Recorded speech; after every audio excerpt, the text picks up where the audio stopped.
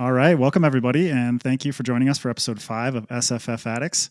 Today we're joined by 3 very special guests, as well as FanFiAddict's David Walters, for our panel on music and science fiction and fantasy.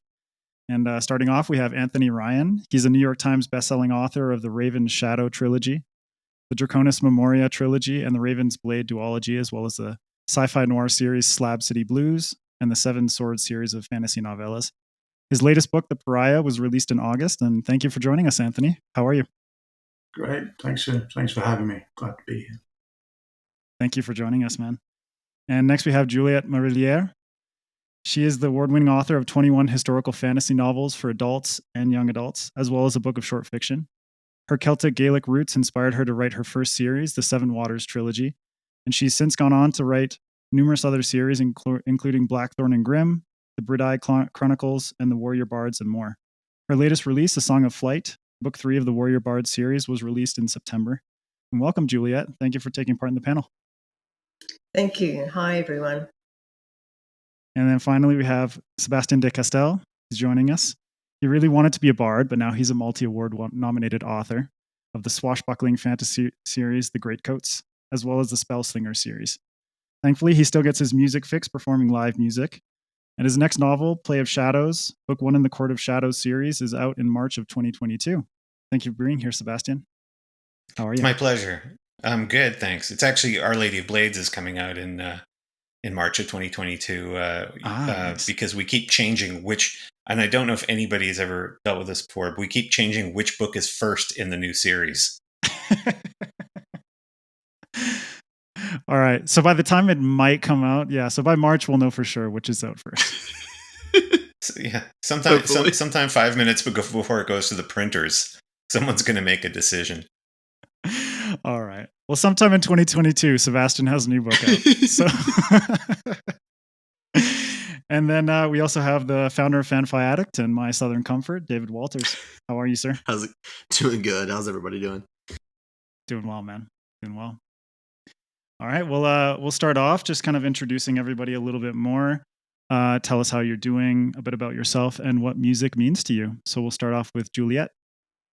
That's a really sort of huge philosophical question to start with. So, nice Starting to be able to be funny and not serious.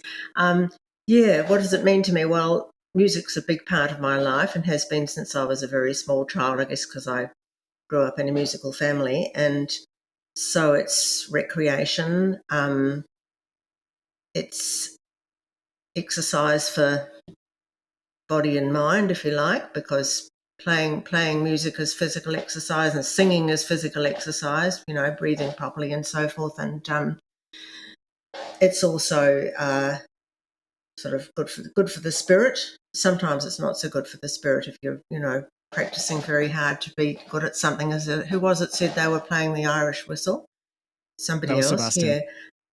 Yeah. I was missing the performance part of music, and so I've recently been teaching myself the Irish whistle, and I have in my book one of my books a character who's a virtuoso whistle player and front woman for an Irish band, and so I aim to, by the time I'm 105, I might be as good as her. But it's good fun. I've found that I need to be doing it to feel, in tune with myself and in tune with the world. That's my take on the question. What about you, Sebastian? What music means to me? I guess it's changed over the years. I mean, I started out wanting to play music because the coolest human being I'd ever known played guitar, which was my older brother.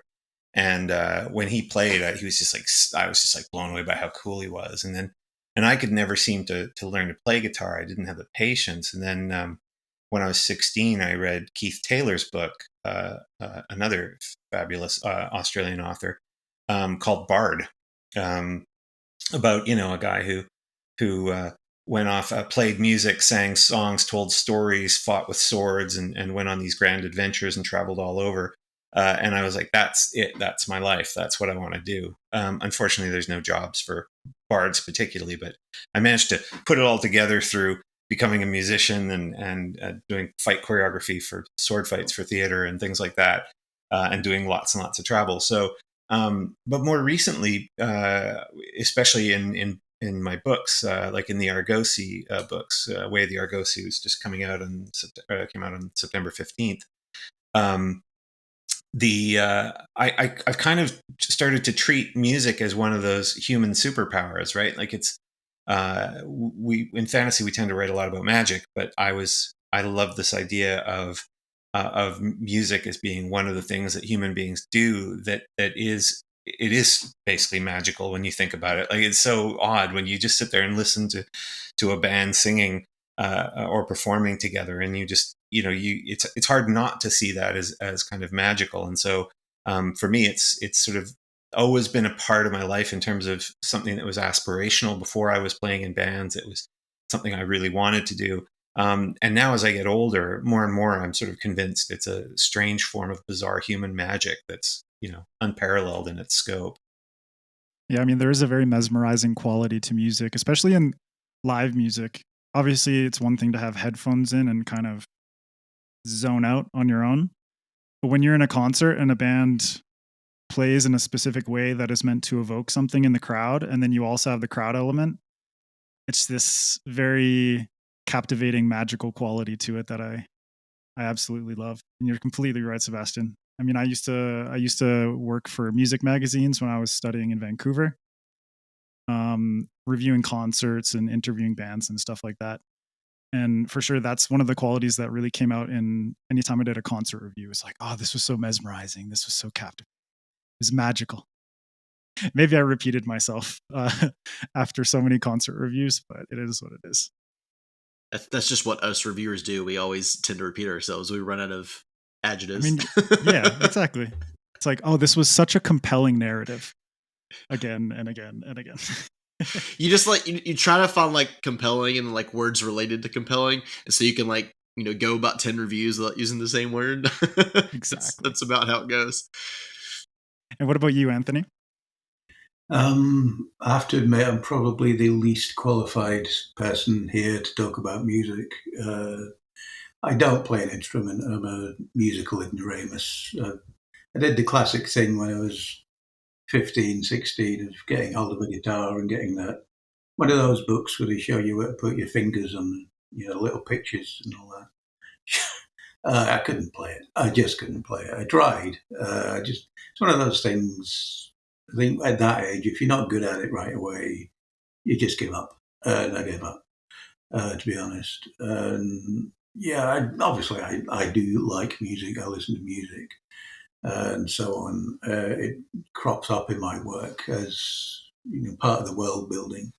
You have to pay attention to the cultural aspects of the world you've made up. And I don't think there's been a human society that didn't have music. It seems to be something we just create innately. Since we learned how to make sounds, we've made music. But yeah, it does crop up in my work. But I don't, we'll probably get into it later, but I don't really use it as inspiration very much. I don't really listen to music when I'm writing and so on. Yeah, it's definitely a component of my world building. No, but I think your approach is very interesting when we're going to contrast it with how Sebastien and Juliette approach music in their work. And I think it's good that there is such variety in how people utilize music in their work. In your case, maybe you don't listen to music while you're writing, or it's not it's not your inspiration in the same way it might be for other authors. But I think it will be very useful to sort of nitpick how each of you approaches the utilization of music in your work. And actually, Anthony, we'll start with you. I just wanted to know sort of what music do you listen to, and do you have earlier memories of music for when you were a kid, or how did your musical journey start? Yeah, my first album was, I'm sure we're all going to be talking about our first album, but my first album was Bat Out of Hell by Meatloaf.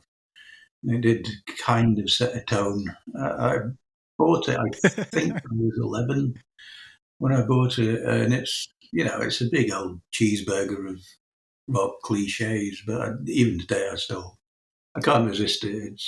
It's total nonsense from start to finish, the whole thing. But it's brilliant. It's nonsensically brilliant, I think. And yeah, I played it to death, and there's been a few other things over the years that I played to death. So I really got into heavy metal. I think it's another adolescent boy thing, is being into heavy metal for a while. And Iron Maiden were probably my biggest band when I was into all that stuff. But yeah, I mean, as time's gone on, it's weird. I've become kind of more interested in classical. I'm no kind of expert of anything.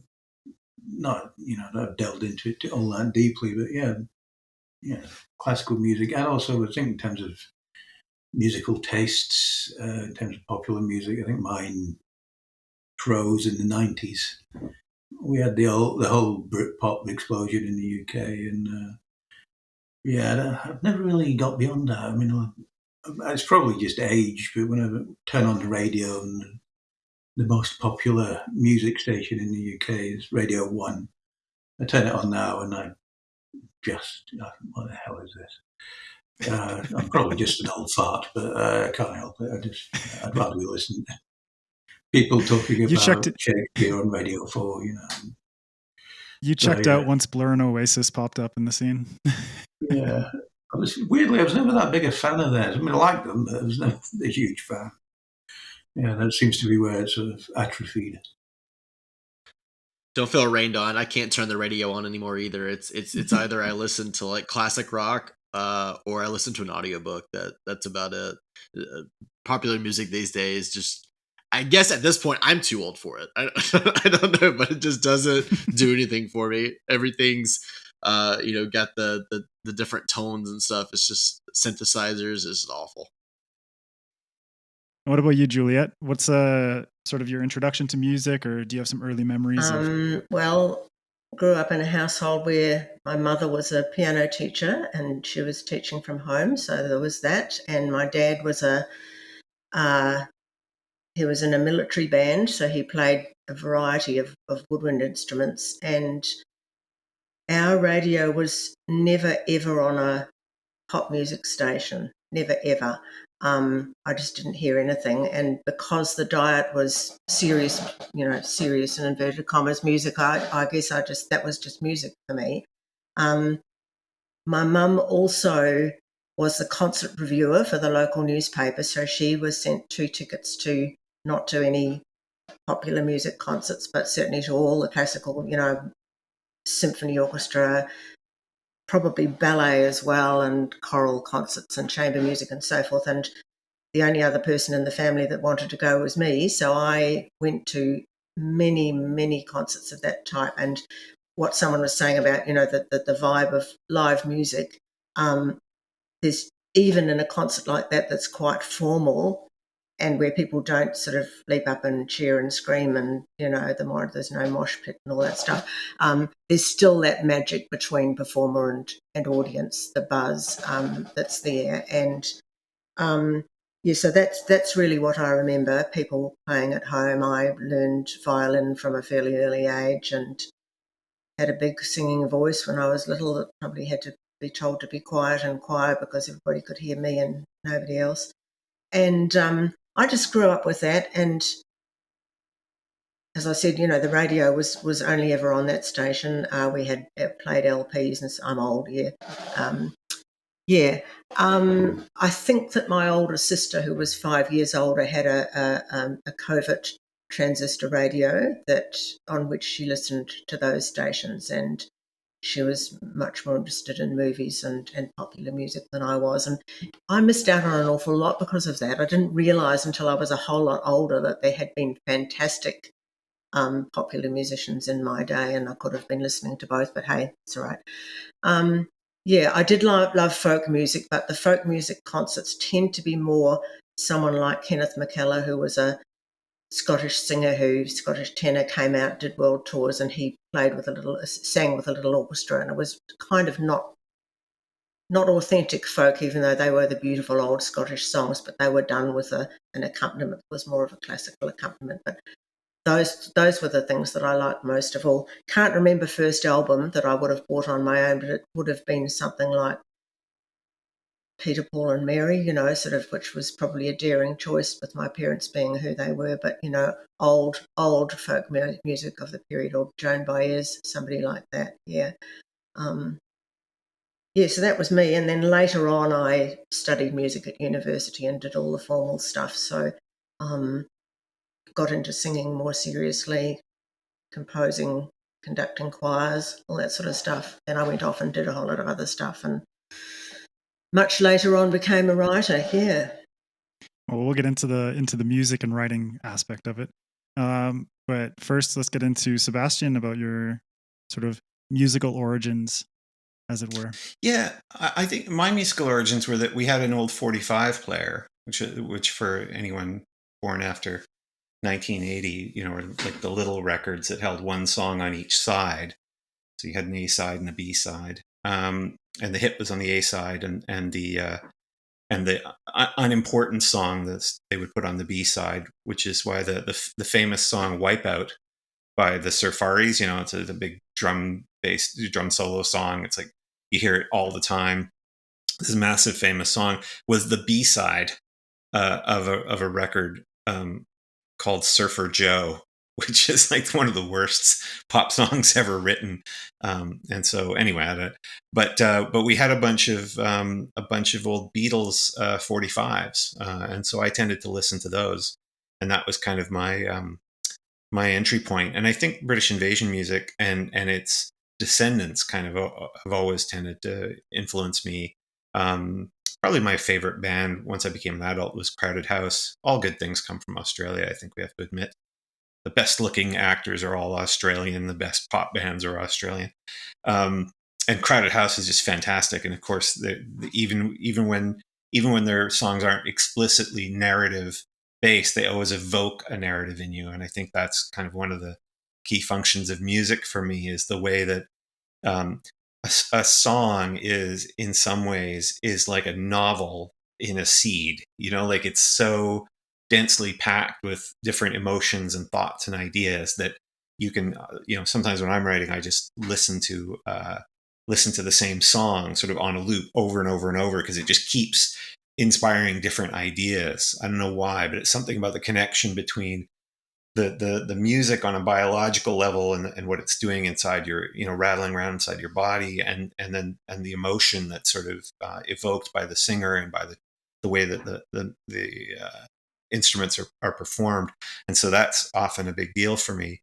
But I wanted to say, when Anthony was saying at 15, 16, tried to pick up a guitar and learn it, and it just didn't take, man, that was me all over. And my experience with guitar, learning to play guitar for the first time, completely informed my notion of literature as well, which is the weird thing, because I was that kid. I wanted so badly to be a guitar player. But I just got bored. I just couldn't do it. Every time I tried to learn an introduction to music, it just didn't work for me, until I was, I think, 18, and I was living in a house with three other guys, and one of my roommates had taken classical guitar and was playing Greensleeves, you know, like the most generic sort of classical song ever. But he's playing Greensleeves on the classical guitar, and I was like suddenly mesmerized. I was like, I need to know how to do that. So I made him teach me how to play Greensleeves on the guitar without me understanding any of the theory. I think to this day, I'm not even sure what the chords are, but it was, you know, a finger plucked, you know, melody with a bass line on the thumb. And I was like playing the bottom E string wrong by rolling my thumb over the top of the neck. And so I didn't know how to play guitar, but I could play Greensleeves. And later on, there were four of us. We were at a New Year's party, and we were in the basement of this guy's house, and he happened to have all these instruments. And four of us sat down and started just playing complete nonsense, because we didn't really know what we were doing. But as soon as we found one thing that sounded almost a little good, we were like, "That's it!" And we like formed a band. Like, that's how I became a musician. I ended up making my living as a musician for a while. And what it taught me was that. And I say this for anybody who's listening, who also, you know, who's had that same experience. You really want to learn to play an instrument, but every time you try to learn it, you sort of get caught up, or it just doesn't take in some way. That there's a degree to which music as an abstract concept doesn't exist, right? There's only songs. There are songs. Songs are the things that matter. And so you don't have to learn necessarily, I mean, it's probably better if you learn it properly, but you don't have to learn things properly. You could not know anything about music, but learn to play one song that you love. And then you've got that one song, and then you learn another song and another song. And for me, that informed the approach that I took to literature, which is that, and to writing, which is, I didn't know how you're supposed to do everything. And I didn't know what it meant to be a good writer. I just tried to write one really good book, like one book that I really believed in, without understanding necessarily what I was doing, just to get to that point. Because it's, the books are the only things that matter, not it doesn't matter if one of us is the greatest writer in the world, and until we actually write a book that matters, right? That the book itself is good. So I don't know. So that's my rant about music and literature.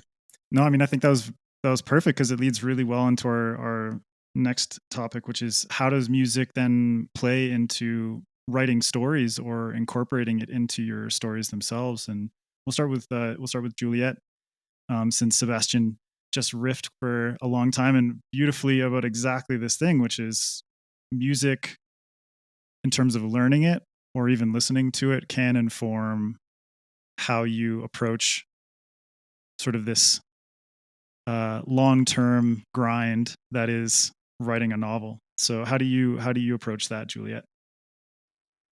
Yeah, interesting, especially after what Sebastian just said about the song, as an individual song being the important thing. I guess in a way I wish that I'd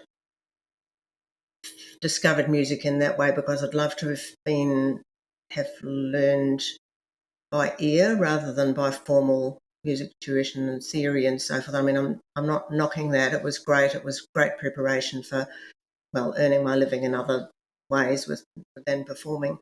But I'd love to have been able to be in a group that gelled early, probably playing authentic folk music and really listening to each other and cooperating on that sort of very deep level. So I guess perhaps that's why I finally come round to writing musicians who do that. After, in fact, it's now 24 books. The current series is the only one in which I've had musicians as central characters. So I guess there's two things out there. There's, how does music inform the way you write, and then it's also what you write. And certainly once I started thinking about this for the panel, I realised how many of those books of mine do actually have music as an important part of the story, though not, as I said, musicians right in the centre. And I guess it's because I write historical fantasy. Most of my books are set in some variant of the real world, but with a magical or mythical underlay, based on what the people of that time and place might have believed in. And so often that comes from folklore, fairy tales, mythology, which was my other real passion as a child. I just devoured all that material. And magic often is accessed by music or through the power of music. A lot of traditional stories in particular have magic. Either it's magic to open doorways to other worlds, or it's, there's that wonderful story about two sisters who are in love with the same man, and Sister A drowns Sister B in the river, and the body floats down the river, and a musician happens to be walking past and decides he'll make a harp out of her bones and hair, which is a very weird thing to do, but he does. And when that harp is played in the hall of the family of the two sisters, it sings the truth about who killed whom. It points the finger at the crime. And I love that. Well, it's not a story you love, but it's a very powerful story, which I then used in a completely different context in a novel called Wolfskin, which is my attempt at a Viking saga. And there are there's a brother who kills a brother in that story. And yeah, the fashioning of the harp, and that was wonderful to write. The voice from this harp that doesn't wait until you get it finished and you take it into the hall and then see if it tells the truth. But as soon as you tighten the last string on the harp, it starts to speak, and it's terrifying because it's the voice of the murdered man speaking as the harp music. So the people advising the person in my book who's making the harp said, don't tighten the string, and then eventually it'll play the truth. So getting in and out of doorways, I have a character who desperately needs to get into the other world to find someone, and the door is not open to her. It's just a wall of rocky cliff, and she has a feeling, because she's a musician, has this vast repertoire of songs which are based on traditional tales. She has a feeling that music's going to be the thing that will get her through there. She happens to have a whistle tucked into her belt, of course, prepared for everything. And she sings and she plays and she sings again. She plays some more. She sits there for hours. She knows, or she is pretty sure she knows, that the person she's looking for is on the other side, but doesn't open. Keeps on going. One of her comrades comes and helps her and, offers a drink of water and encouragement, and eventually the doorway opens. It only opens when the folk on the other side, the fair folk, decide it's time for her to come in. But that is, it's an extension of all those uses of music to break down barriers. And of course that happens in real life. Music opens all kinds of, metaphorical doorways for us. And in one of the other ones that I have done, which I find interesting from folklore, is the person not wanting to go into the other world, but being lured into the other world by music. And so I wrote a scene where he's walking through the forest and hears a voice, a beautiful voice singing, and it's a song that's in rhyming couplets. It's all about the animals going to the midsummer revels, and his voice sings a line, and because he's a muso, he feels obliged to make up a rhyming line and sing his bit, and he's walking as he does it, and walking on, and then suddenly the voice is silent and he has to sing a whole couplet, and he moves forward and realises that he's crossed the barrier and he's moved into the other world following this voice. Still can't see the woman, and he's in there and there's no way back. So that's the start of a whole other adventure. Anyway, I should probably shut up now and someone else talk. Yeah? It's okay. I think it's really interesting that you speak about music as a sort of let's call it a key through certain kinds of doorways and barriers. I wanted to ask you, Anthony, about how you incorporate music into Bloodsong and its consecutive sequels.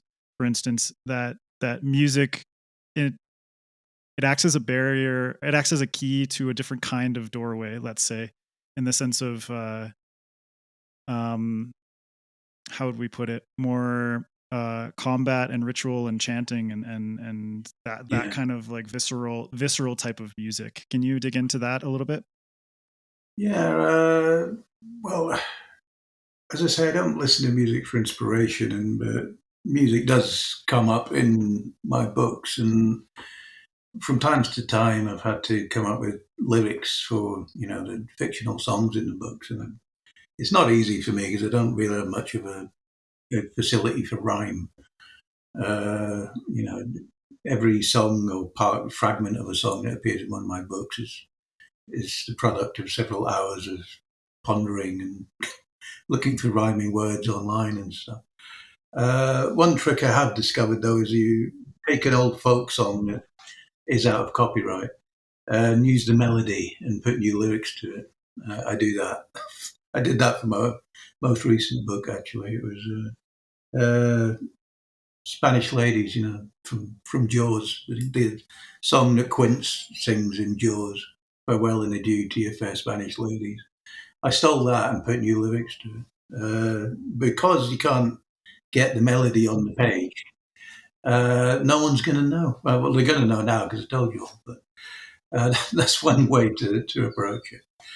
But in terms of, speaking generally, I mean, something I do is, even though no one's made a film of any of my books yet, I do either during the course of writing or after I've finished a book is, come up with trailers in my head for what the film would look like as a trailer. And obviously you have to have the music that goes with the trailer. And there are certain stock things that keep cropping up in in film trailers, like Lux Eterna, the key from Requiem for a Dream. It's the sort of main theme from that, and even though it's a fairly dark, realistic story about drug addicts, it keeps coming up as a trailer on trailers for fantasy movies and things. But it fits perfectly for that kind of thing. It's strange. You can take music from something that's totally unrelated and put it to something else, and it works that way. One thing I will say is I find it hard I think it's an inherently hard thing to do, is describe in prose how people react to music. Describing how it's made is relatively easy because there's mechanics to it, playing the piano, playing the guitar, whatever. But the actual feelings that it evokes are quite hard to capture. I think I've done it sometimes, but it's not something that comes easily for me, if I'm honest. The issue with that is that music is such a subjective thing that, like you say, one song could be used in Requiem for a Dream and then applied to movie trailers across the board for fantasy and stuff like that. But the sort of emotional evocation is different just based on the context. And that's the same with every individual that interacts with a song or a band or at a concert. The reaction is totally unique to that person and their circumstances and their memories and everything that they've lived. And yeah, I mean, I completely understand, Anthony, your perspective that it's very difficult in comparison to describe a reaction to music as opposed to the actual creation of music, because maybe Sebastian can jump in on this, but the creation of music, as much of it is creative and full of soul and the individual reflection of a person, a lot of it is mechanical. Whereas a reaction to music, it's mechanical in here, but this is something that is a lot more difficult for us to comprehend. So, Sebastian, would you like to jump in on that and maybe tell us a bit about how you incorporate music into your work as well and sort of intertwine those? Sure. I mean, I guess one of the reasons why, picking up on Anthony's point, it's often harder to describe the reaction to music than the making of music, is because it's natural when you're making music for a part of you to intellectualize the experience, and putting stuff into language is fundamentally intellectualizing for the most part, right? So we're often sort of aware on that level. Whereas the way that we receive music is generally in a bigger context, right? So you rarely just think of yourself as listening to a song. You think of yourself as sitting in your favorite chair and having a beer or a drink, and this song comes on the radio, and you suddenly have this mood overtake you, and that mood is attached to a bunch of other things going on in your life. And so, music is one of the great things about music. One of its powers is that you're not conscious entirely of what it's doing to you. It insinuates itself in you. It's one of the reasons why, when I wrote the Greatcoats series, which is about these traveling sword fighting magistrates, right, who often have to, they travel, they're based on the 12th century justices itinerant from England, and then later in the sort of Wild West of the United States, they had these circuit court judges who rode along a circuit and went town to town, heard cases, gave judgments, and then moved on. And one of the things that the Greatcoats do, because justice is such, and the law are such almost ephemeral parts of people's lives. In other words, you can talk all you want about the king's laws, but they don't affect most people's lives, right? And so the Greatcoats will often take their verdicts and put them to song. They'll do exactly what Anthony was talking about. They steal a kind of a melody everybody knows, which is often the case with, I'm sure Juliette could speak to this, with traditional Celtic music. There's, you take a sort of a rhythm and a melody that's been around forever, and you can put new lyrics on it, and so the melody can survive across time. So the Greatcoats will take these songs that everybody kind of knows, but they'll lay their judgments over top as lyrics. So they turn their verdict into a sort of a song, and they do that because people will always forget the details of the verdict, but they never forget the song. And that's one of the ways in which those, they hope for those verdicts to become kind of enmeshed in the culture deeply enough that people don't forget that, and therefore that those verdicts stand. So that's a kind of a big part of it for me. The Greatcoats world also, I mean, because I think probably like Juliette and in a different way, Anthony, because music is sort of constantly informing my writing, I tend to privilege musicians as characters somewhat. And so in the Greatcoats, we have the Bardati, who are the sort of the sort of semi, esoteric musicians. And when I was writing the final book in the series, Tyrant's Throne, there's a war that takes place, and I didn't want to sort of write a big war scene or war sequence the way lots of people do it, because I'm just not particularly good at that. And so I had this idea of, you always see marching songs, and especially with very militant societies tend to have these very militant songs. And so there's this whole sequence where one of these Bardati musicians finds out what the military marching songs are going to be, the war songs of the people they're going to fight, and they compose a counter song. So they compose a song that's going to be performed at the same time behind their army, that's specifically designed to sort of ruin the rhythm and muck up the melodies. It's the same when you have a band and everybody's playing a song, and they're playing let's say a song with in a minor key with a minor root chord. And then somebody plays a major chord by mistake, it just completely kind of antagonizes your brain. And so sometimes, I like to play with music that way inside of the writing, which is again, I'm always looking for ways to try to make it meaningful beyond just the sort of, I was mesmerized by the music, or, the classic scene of the bard that woos the bestial heart in the audience and sends them to sleep. Those things are wonderful. I love those scenes, but I'm also always looking for, how do I root music inside either the cultural experience or the military experience, or any of those things as well. Yeah, actually, the first time that I read that, in my head, I mean, I'm a 90s kid, so I just kind of in my head put this imagery of like a rap battle kind of thing. So it was like a rap battle where they were combating each other through dissonance, and I really loved that. That whole Bardati war scene, by the way, was written to the usually any sequence that's got a rhythm to it comes from a song. So all the Traders Blade sword fights all have different songs that allow me to kind of set the rhythm of the prose, and that's kind of how I sort of get there. And but in the case of the Bardati War, it was "White Wedding" by Billy Idol.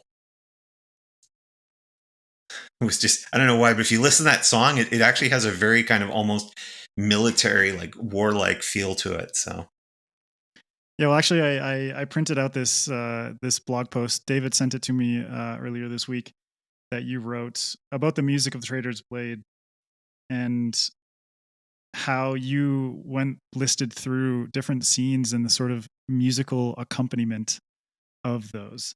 And I wanted to, I'll just read one of them. This is from Kest's fight song. This is from Trader's Blade. And in your head, you associated the song Mirando by Rat-a-tat, which is a great band, by the way, and a very good song. And this is what you wrote. Being a swashbuckling adventure tale, Trader's Blade has a lot of sword fights, battles, and other action scenes. Falcio, Kest, and Brasti are very different sorts of fighters, and finding their pacing came in part by listening to songs that just seemed to match the tempos of their dueling styles. The hardest people to fence are the ones with unusual and unpredictable timing, and this odd piece of electronica, Mirando by Rat-a-tat, has a rhythm that helped me conceive of Kest's fluid style. There are little beats within beats, and the rest between some of the notes are just the kind of stuttering style that would throw an opponent off in a sword fight. And I really love that you take music and apply it in this sort of way. And I wanted to sort of get everyone's opinion on this, which is, from that perspective, you are taking the rhythm and sort of pacing of a song and applying it to the actual act of writing, and how a character reads, how their movements read through the words that you put onto the page. So we'll start with Juliette, and then we'll kind of come back around to Anthony and Sebastian, to sort of see like how music from a rhythmical perspective might actually affect the way that you write, with the pacing and the word choice and things like that. So Sure, Juliette? yeah, that's a very interesting one. I've never done anything like what Sebastian just told us about with specific songs. I think it's more general in my work. I think that traditional music, folk music, and also oral storytelling of traditional stories, fairy tales, folk tales. Those are the two elements that go into the rhythm of what I write. And I find myself, for instance, writing sentences where there's always three examples of something or three bits of description, and it goes along with that oral storytelling style, particular way of presenting a story. And there are certainly musical rhythms there, but I don't sit down and think I'll do it in a particular way. I think because I absorbed a whole lot of music and a whole lot of stories when I was too young to really think about, what I was doing. I mean, I was a writer back then too, but they tended to be more sort of the rampaging killer robots kind of story than the Celtic epic. But I think that all sort of made its way in here, and despite all the education in music analysis and structure and so forth, which plays a part in my writing as well, that sort of structured approach, I think that there's a natural rhythm and flow that goes through everything. Individual characters, probably in terms of character development, but not necessarily in the way they move. I mean, I have two musician characters in this most recent series, Levon, who's sister of Brock. They're both musicians, they're both fighters, they're both working for this, undercover agency, if you like, that infiltrates secrets and solves mysteries and so forth. So they can fight, they can play a part, and as musicians, they can infiltrate all sorts of settings and listen acutely to, what they shouldn't perhaps be hearing. And her approach is always bold and out the front and taking risks and accepting challenges and so forth. So perhaps there's a certain flow of music that goes in her speech, certainly. She's confident, she knows who she is, she knows what she wants to do. Brock, who is an adopted child who doesn't know anything about who his real parents were, and who in fact has all that will all unfold, is the one that has the very exceptional voice and the very exceptional way of playing the harp that sort of almost feels like magic. He's the kind of singer that'll just keep the audience enraptured, and is also a much quieter, gentler, less outgoing person. Has joined up as a fighter in spite because his sister did, because he thinks maybe he needs to keep an eye on her. She doesn't need anyone keeping an eye on her. Thank you very much. She's just fine. But in terms, I can sort of envisage, I can imagine rhythms when I think of those two. And certainly when Levon makes up lyrics and sings and makes up tunes, there's a rhythm to those that is specifically hers, and it's a much livelier rhythm than the flowing, graceful rhythm of his. I always make up melodies. I don't borrow melodies. I make up everything. I don't ever kind of sing them in public or get anyone to sing them in public, but I could technically. I'm not going to do it now. Sorry, that's very woolly, but it's more of a it's something that carries me along, that flows along with me. It's not something I make a conscious decision to do. The way I check up on whether it's working is by reading my drafts aloud myself, and see whether the rhythm and flow is going. So that's a music approach, if you like, to writing, and you soon find out if something's wrong. I use a lot of commas that I probably don't strictly need to use in terms of correct English, and my American editors in the first run of this series, removed several hundreds of commas, no doubt, and then I put them all back in again when I checked it and said, it's not strictly to do with the rules of punctuation, it's to do with what it would sound like if you were reading it aloud. So it's got to sound like a piece of music when you read it. And Anthony, what about you when you're writing? You told us that you don't listen to music while you're writing, but do you feel that unconsciously through the writing process that your different characters take on different rhythms and different pacing and different sort of inner voices, and how does that come out on the page for you? Well, dialogue has a rhythm to it, and so does prose, depending on what kind of scene you're writing. Battle scenes have a definite rhythm to them. There's they have to peak and trough, and there's a lull, and then there's the climax of the action and that kind of thing, which is all you could all apply those terms to music. So it's not because I don't typically listen to music when I'm writing. I'm not conscious of doing it. It's been something I've absorbed over the years. Subconsciously. But yeah, you do have to find the rhythms, and and different characters speak in different ways. If they all sound the same, you're not really doing your job right. They all have to sound different. The rhythm of speech, I think, is a key component in doing that. I was thinking again about battle scenes, and I keep coming back to trailer music or film music, but talking about battle scenes in Gladiator, the score during the battle scenes is all waltzes. They basically took the form of a waltz and applied it to the battle scenes. When you listen to them, they sound quite Strauss-like, so even though people aren't dancing, they're fighting, but they applied that rhythm to them. So I guess that might show up in my work when we're talking about the rhythm of an action scene.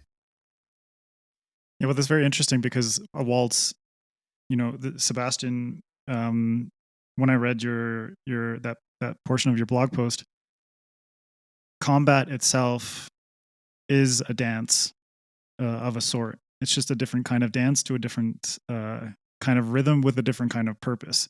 But it is a creative action in a way. It's this individual who's evoking themselves and their personality through motions and flourishes and all that kind of stuff that feels right to them and their personality and their combat style, let's say. So Sebastian, would you like to jump in there and sort of speak to that, but also speak about how music, I mean, you've mentioned it a little bit before, but you can go into it again about how music plays into your actual writing process. Sure. I mean, I think one of the things I've often wondered about, so you notice this in fencing a lot, is especially, I used to do épée fencing, which is the only real modern form of fencing. The others are crap. I say that in case there's any saber fencers out there, because they always get super angry when I say that, and periodically I get angry letters. But let's face it, your saber weapon is like so flexible. If you can bend it around your opponent's back and tap them on the back, even if they've parried, there's something wrong with that sport. Anyway, now that I've got to devote a certain amount of every interview to getting in trouble, so that'll cover that. But when you fence, you find sometimes one of the reasons why it's very hard for an experienced fencer to fence a completely new fencer, why like a beginner has a bit of an advantage in a way, is that the beginner doesn't fall into the rhythms. And for reasons that I suspect have to do with fundamental things about human beings and how we connect to each other, we almost can't help but fall into rhythm. So even in a fight where you're trying to beat somebody else, you end up with this, kind of rat-tat-tat sort of rhythm back and forth with each other. Like, so you when you watch people fence, in a way, it starts to look like they're almost dancing together, which is one of the things that makes fencing one of the most unwatchable Olympic sports. Assuming they haven't booted out of the Olympics yet for competitive yo-yo or whatever the next trend is. And so that's something that's interesting to me, is that even even when fighting, there's a degree to which human beings can't help but dance with each other, and sort of make music together. It's a foul music, of course, but because ideally we shouldn't be trying to kill each other. But it always seems like it's there. In terms of writing process, I mean, it's really simple. I have a tremendous difficulty generating ideas while sitting down, staring, at the screen. I think it's just a kind of an anxious disorder. And so a lot of the times when I'm developing scenes, it's when I'm running or walking. And when I run, I sort of tend to listen to music. And that process for me is like both simple and slightly embarrassing, which is I'll hear a song, I'll have a playlist of songs or on the radio, and I'll hear a song and there'll be something about it that kind of strikes me. And then I'll just start playing that song on a loop, and I'll be running, and it'll just sort of conjure scenes and dramatic beats and bits of dialogue in my head until something strikes me and I start crying, which is tremendously embarrassing. I'm not a very emotional person, but I suspect that's due to some kind of traumatic disorder. Because when I'm running and I come up with an emotional scene in my head, I start crying my eyes out, and that's when I'm like, okay, there it is. That's worth writing about. That's something that's meaningful enough to me that it's worth putting on the page. And so, typically it'll be things like, well, like when I was writing Trader's Blade, there's a song. It was the theme song to Casino Royale by Chris Cornell of Soundgarden, and it was very unpopular as a song. It's called "You Know My Name," and it's got some really interesting pauses and sort of changes in dynamics in it, and that became. I played that song like 1,000 times over, and that became a whole sequence in Trader's Blade, where Falkio is just kind of waiting for this moment, because as soon as sun goes down, that's when this kind of what's called the Blood Week begins, and there's no laws against kind of killing other people during that time. I think people always refer to the Purge now when they talk about Trader's Blade, and I haven't seen the Purge, but I assume that's the concept. And that song became sort of the basis for that. And that's often the case. There's all sequences. There will be sequences in a book where people will say, "I love your book, but I hate that whole love thing with Ithalia, one of the characters." And I'll be like, "Yeah, but I was listening to Island in the Sun by Weezer, and it felt right." So that's what you get, and sometimes in literal ways, because literally that sort of romance, that sort of unfulfillable romance, until in that series, she talks about an island that they could go to together and get away from all the violence and bloodshed, and that was because I listened to I had to play that Weezer song in a band. And so I started listening to it over and over again. And so it has it almost feels crass when I describe it, but I have a very blunt, a mechanical way of using music as part of my writing process. It's very sort of literal. Whereas I think what Anthony and Juliette are describing is more music as this kind of an enriching force that has more steps to go through before it becomes part of the text. Yeah, and I think that's what's so unique about music. We spoke about it earlier, is the fact that it is subjective and unique to every individual. And the fact that you can get these kinds of visceral reactions from music and somehow transform it into a novel and a story and scenes and characters and relationships. Whereas Anthony and Juliette, they have their own specific ways of approaching it. Is the fascinating thing about music, is the fascinating thing about writing craft in general, is that I was listening to Wizards, Warriors, and Words the other day, and actually an episode that you did, Anthony, with all the guys over there, and talking about books on writing advice, and how a lot of the times books on writing advice, it's very difficult to suffuse all this information and expect that it directly applies to your circumstances. It's almost impossible that any writing advice book can be so directly applicable to another individual. And, taking something like Stephen King's On Writing, that is more so an exploration of Stephen King as an individual, as opposed to gleaming it for constant writing advice that you can say, I'm going to do this and I'm going to be the next Stephen King. It's impossible to do something like that. And I think it's really interesting and beautiful that each of you has this unique approach to music and how it applies to your writing. And I think on a broader context, I was curious, like how music influences. Anthony, you spoke earlier about how there is no culture without music. And I'm curious how, we'll start with you, Anthony, how music becomes sort of an integral part of your world building and what that brings to the stories that you write. Well, I think it has to be there. I mean, music is often married to religion in some ways, and I write a lot about religion. Fake religions, not real ones.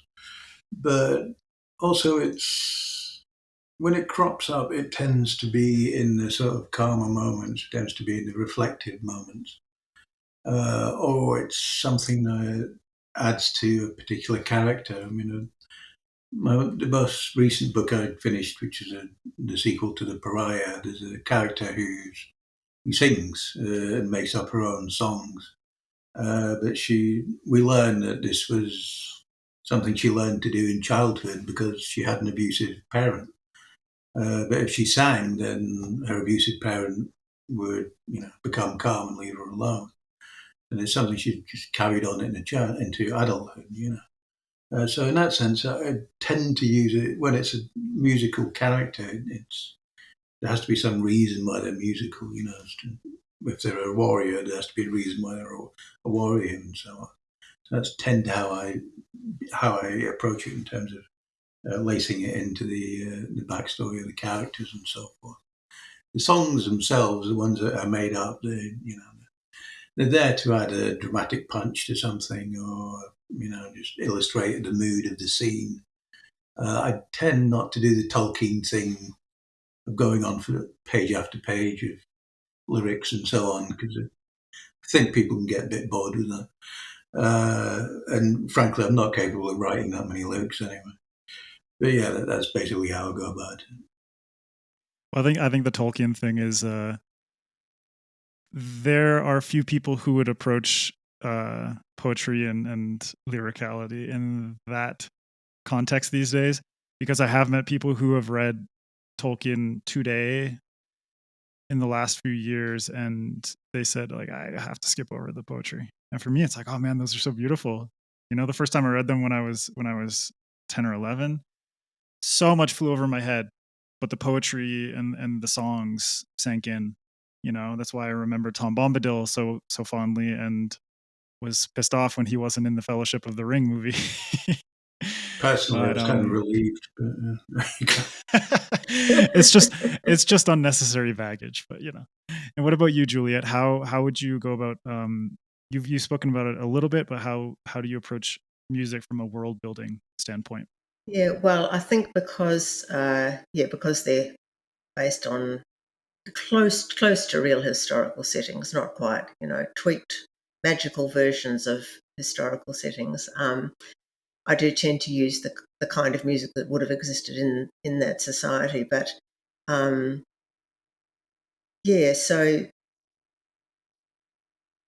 the music is often used in a ritual way, whether it's by Christian or Druid communities, and so there's a certain amount of chanting and so forth, and then there's the music of the ordinary people, secular music.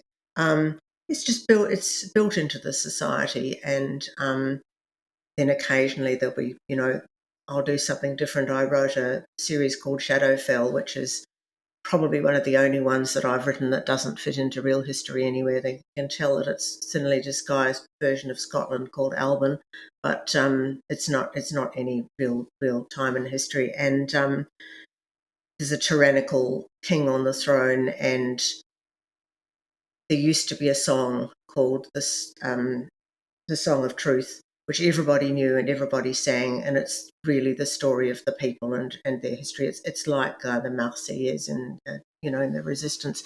You can't sing it if you make the mistake of humming it while you're chopping up the veggies and someone hears you. then you can be put to death for that crime. It's because it's a symbol of, you know, resistance against the authorities. And built into that novel, it's a novel about rebels, you know, challenging, eventually working through to challenge the king, and someone who's able to draw human and magical folk together to work together, which they normally complete distrust between the two. And that song crops up several times when our central character sings it. She's asked to sing it. You know, the ghosts of the slain warriors come back and ask her to sing the song that's been forgotten, and then they ask her to go and fight. She, like the other characters I've mentioned, also uses it to cross a bridge along one of those bridges that I'd be terrified about. Very high, chasm beneath the river at the bottom, narrow, slippery, single log, you know, and there's this monster creature at the other end kind of laughing as if to say, oh, you come closer and we'll just give you a poke and you'll go down. But there's a mention of a song, and she knows what song the monster wants to hear. It's not a monster, it's a creature called a brolican. And so she walks across and balances across and she sings the song. And because it's that song, even though he plays a bit with her on the way, he tips her over the edge and catches her by one ankle and hangs her up and swings her around a bit, but she gets across because she's singing the song of freedom, and that's the key.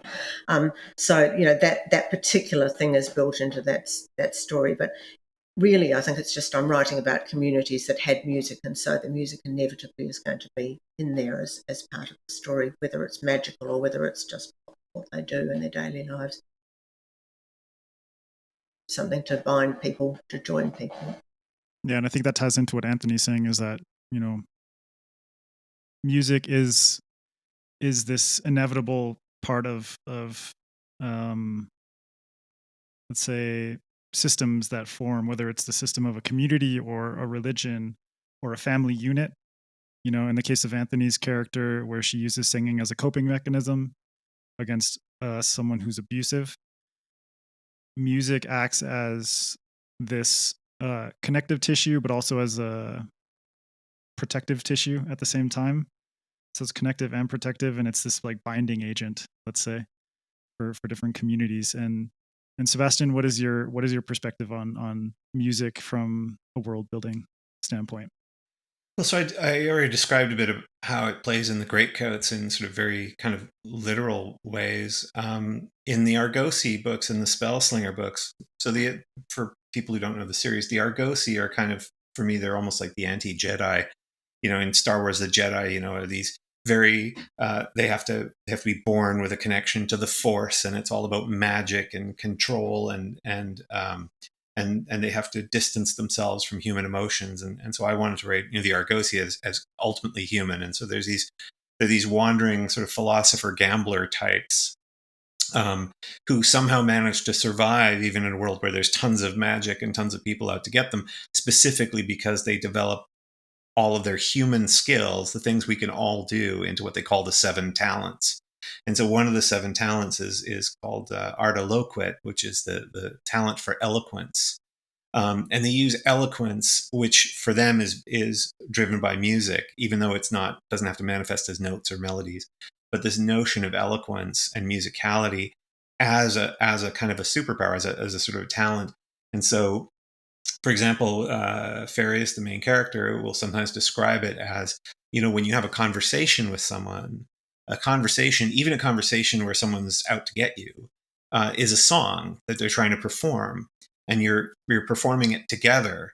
And so if you understand the musicality, if you've developed your talent for Artiloquet, for eloquence, you can help shape that song without having it to be a sort of a clash of ideas. And so there's a scene in the second Spellslinger book, Shadow Black, in which Farius, the mentor for Kellen, who's from a magical culture, and she's sort of teaching him the Argosy ways. She has this conversation, this very long, like hour-long conversation with an expert in a sort of a scientific field, in which that expert thinks that she's also an expert in it. And at the end, Kellen's sort of like, how do you know all of this stuff? And she's like, what are you talking about? I've never heard of any of this stuff before in my life. And he's like, but it seemed like you knew. And she said, no, he wanted to have a conversation of showing how brilliant he was. And that was the song he wanted to play. And I played the silences. So I played yes. Oh, well, I'm interested in what you said about that. Almost like an interviewer in a way, to sort of draw it out of him. And so she gets all the information she's trying to get about this other mystery that's going on, while allowing this person to perform the song they want to have. And so in that sense, music is, again, I go back to that thing about even when people are fencing, they naturally develop a kind of a rhythm that becomes sort of a dance. And I think in all of our conflicts and our dialogues, even when you hear, people railing against each other and sort of, start setting off a war, they're sort of competing over what song is being played, right?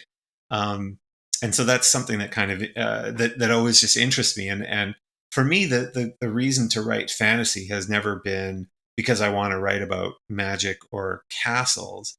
It's because fantasy allows you to, as I think Anthony alluded to earlier, to define other cultures, to ask the question, not just what if we, had different, supernatural beings around, but what if our culture worked differently? What if we had, I always use this example. If when you go to Paris and you sit in a cafe and you watch people go by, sometimes that's in other cities too, you'll see this, where there's these people come by with roses and try to sell you roses.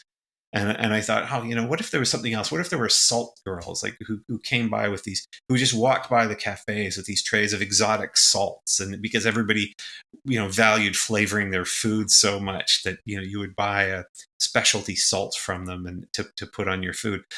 Like fantasy allows you to kind of do those things, and for me, I think music is often the thing that propels me to those questions and those ideas, because music is such a sort of almost, I don't want to sound too highfalutin here, but it's transcendental in the sense that it takes the way that your brain is working out of its day to day, which is, I think, why so many people sometimes even listen to it at work, right? Because in order to function, they need to kind of get their brain out of all of their other concerns so that they can kind of think differently about it. So, and that's certainly the case for me with writing process. I use music as a way to get my brain to be working differently.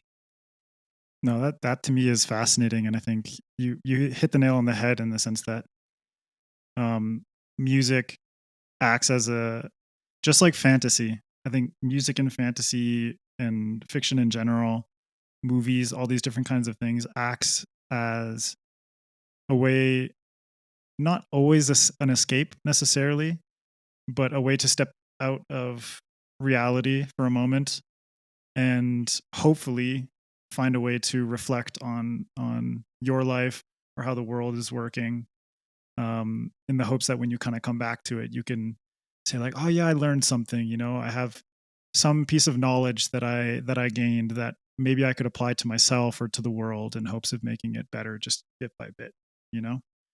And Sebastian, building on what you said and going to Juliette and Anthony, I want to know how you view writing fantasy from the perspective of sort of what you get from it, but what you sort of seek from the act of writing a novel and putting it out there in terms of, hopefully finding a better alternative for society, or kind of experimenting with ideas. So Juliette, we'll start with you, and sort of what's your approach to fantasy in that sense? Yeah, sort of sounds like a grand question. It is a grand question. All grand questions. I liked the mention of music as taking you into I didn't think away from reality, but into a different space. And I think perhaps what we write takes people into a different space.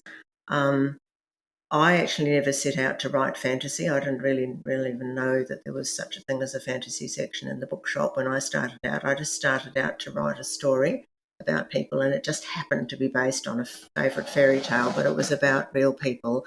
And I've always thought that however fantastic our magical trappings of our work are, that for me, the best stories boil down to people whose dilemmas are just sort of reflect the kinds of challenges we face in our lives today. At heart, it's all about something like being brave, or it's about breaking out of an abusive situation, or it's about, questions of right and wrong. So at heart, no matter what the story is, a good story kind of speaks to the reader themselves and their own life. No, I didn't set out with a grand aim like that either. I just set out to, write the best story I can. But I love characters, and so it's all about the characters and their journeys for me. And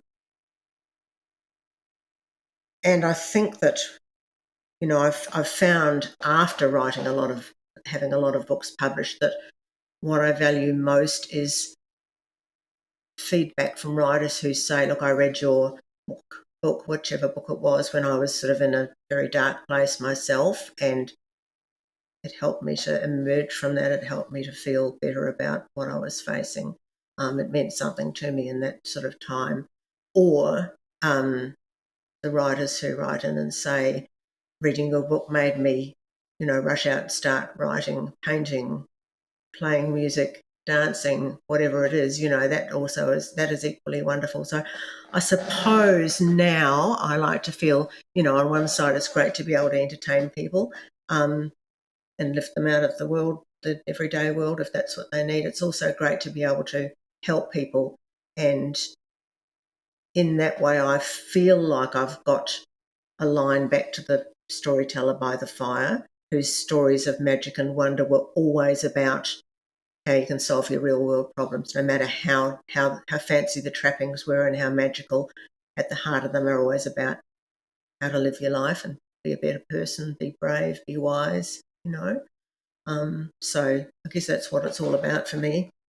Yeah, writing as a way of imparting lessons on people, whether it's an explicit lesson that you put in there purposefully, or more hidden meanings that people decipher for themselves. Because I think literature. I hope they're hidden. Different. It's not about sort of, hey, here's the message. There's something in there that will mean something to. It'll probably mean something different to every reader. Mm-hmm. And Anthony, what's your approach? What's your take on? I think I just have an innate desire to tell stories. It's just the impulse to tell stories, and I do want to tell stories as effectively as I can, and I'm constantly trying to improve what I do. I think if you ever reach a point you think you can't learn anything, it's probably not a good place to be. And I'm constantly trying to learn and get better at what I do, and perhaps challenge myself. In terms of why fantasy, I don't know. It's when I was starting out, when I was trying to write. I tried writing crime. I tried writing thrillers.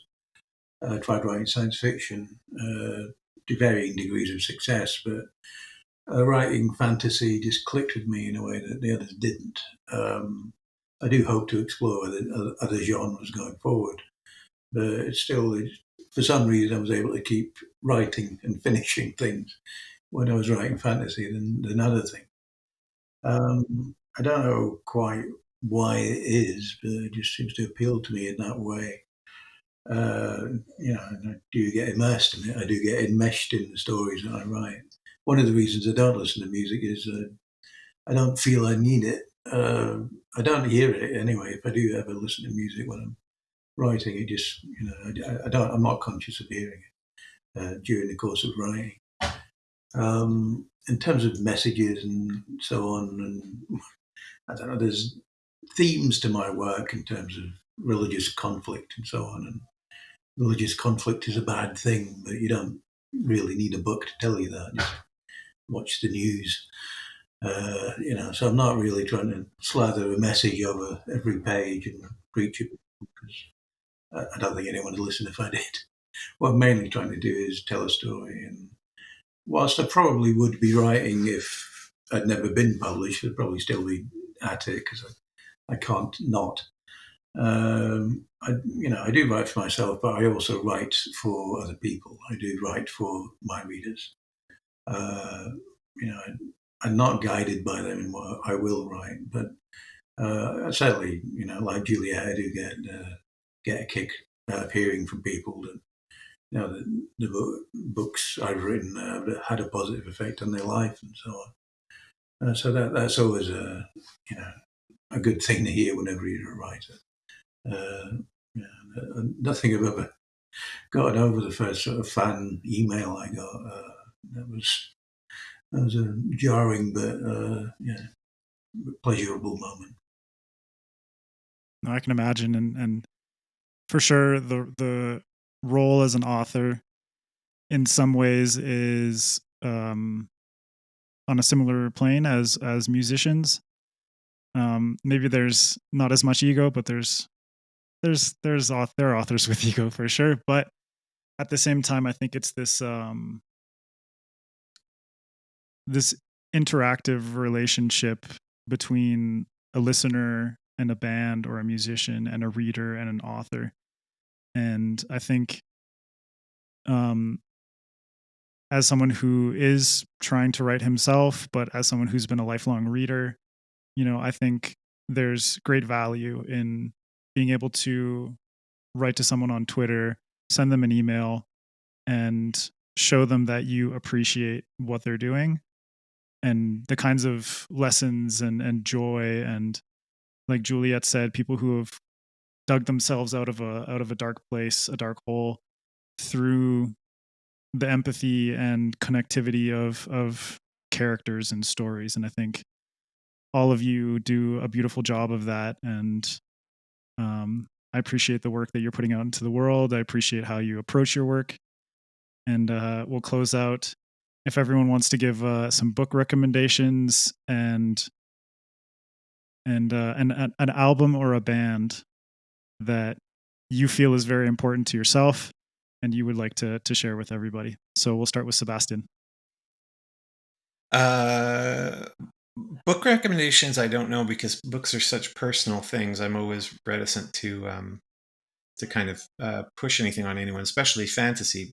Also because despite being a fantasy author by trade, I read less fantasy than almost anyone I know.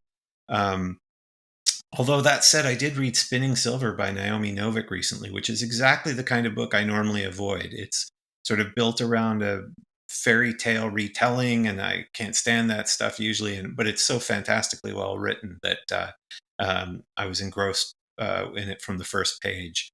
So I think that's a great fantasy book to go into, and because it does one of the things that fantasy, I think, does so well. One of the reasons why I like to write fantasy, which is it's not so much that it's about writing stories to tell people how to live their lives. It's about writing stories that make people ask why we live our lives the way we do, by showing us a different kind of place and setting and way of living.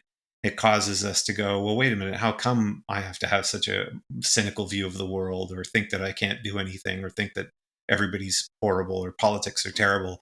Because I just read this book where politics was amazing, or where people learned from each other, or people had these fabulous bonds of friendship.